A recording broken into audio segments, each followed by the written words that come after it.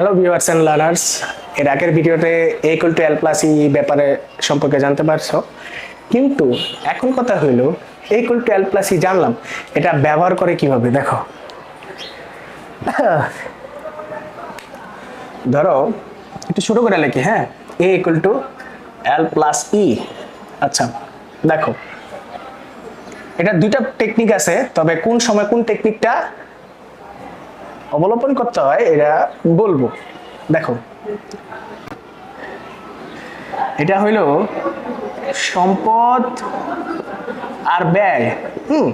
ওরা কি করে, মানে ডেবিট হইলে মানে বাড়লে বাড়ায় দেয়, আর ক্রেডিট হইলে মানে কমলে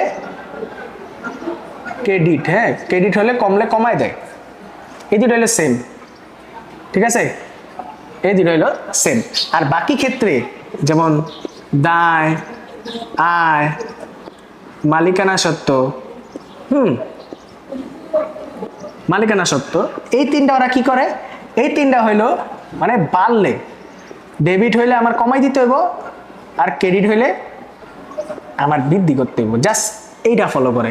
কিন্তু আমি মানে অঙ্ক করার সময় এটা ফলো করি না, কারণ এটা শুধুমাত্র একটু জায়গায় কাম হয় আর বাকি ক্ষেত্রে অন্যটা কাজ হয়, ঠিক আছে। তাহলে আমি এটা একটু মুছে দেই। দেখো, এটা দিয়ে লিখি, হ্যাঁ। দেখো, প্রথমে হইলো সম্পদ, হ্যাঁ, আমি একটু সোজাভাবে লিখি সম্পদ। এই যে দেখো, একটু ইয়ামেটা দেই, সম্পদ, এই সম্পদ ডেবিট, এটা হইলো ক্রেডিট, হ্যাঁ। তো সম্পদ ডেবিট হইলে বাড়াই দিব, কমলে কমাই দিব। ডেবিট মানে কি বৃদ্ধি, আচ্ছা আমি বৃদ্ধি হলে লিখে দিই, বৃদ্ধি, এটা হ্রাস, ঠিক আছে। সম্পদ বাড়লে বাড়ামু, কমলে কমামু, ঠিক আছে। এখন কথা হলো দুই নম্বরটা হইলো দায়। এইভাবে একটা তীর মারি, হ্যাঁ, এই যে ডেবিট ক্রেডিট, হ্যাঁ। তো দায়ের সময় আমার কি করতে হইব, দায়ের সময় হলো আমার উল্টা। দায়ের সময় কি উল্টা, মানে ডেবিট মানে বাড়লে আমার কি করতে হইব, কমাইতে হইব, আর কমলে কি করতে হইব, আমার বাড়াইতে হইব। তাহলে এটা লাগবে হলো হ্রাস, এটা হইলো বৃদ্ধি। ক্লিয়ার? এটা হইলো বৃদ্ধি। এখন লাস্ট স্টেপটা কি, 3 নাম্বার। দেখো 3 নাম্বার একটা ছকের মাধ্যমে আমরা সব করে এলাম একের সিরিয়ালে। মালিকানা সত্ত্ব, হ্যাঁ, মালিকানা সত্ত্ব একদম একটু টান দেই। আচ্ছা, এই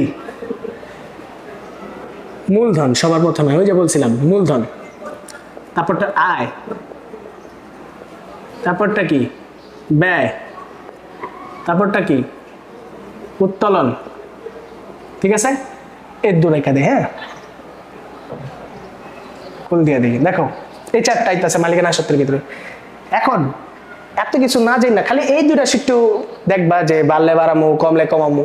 কিন্তু কথা হইলো এখন তো মালিকানা সত্ত্ব, হ্যাঁ, এটা বাড়া কমার কোনো দেখা দরকার নাই। জাস্ট মূলধন দেহা মাত্রই যোগ, আয় দেহা মাত্রই যোগ, ব্যয় দেহা মাত্র বিয়োগ, উত্তোলন দেহা মাত্র বিয়োগ।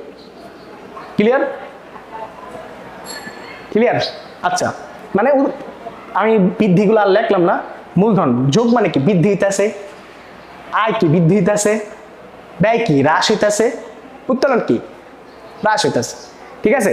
তো আমার ভিডিওগুলা, আমি আবার একটা কথা বলে নেই যদি বুঝো, আমার ভিডিওগুলা কমসে কম হইলো 5 বার একটু দেখবা আমি কি বুঝে দিতে চাইছি। 5 বার দেখো, প্রথমত 5 বার দেখো, এরপরে আস্তে আস্তে আর দেখা লাগবে না। যখন তুমি বুঝে যাবা তখন আর ঝামেলা হবে না, ঠিক আছে। তো আজকের মতো এই পর্যন্তই।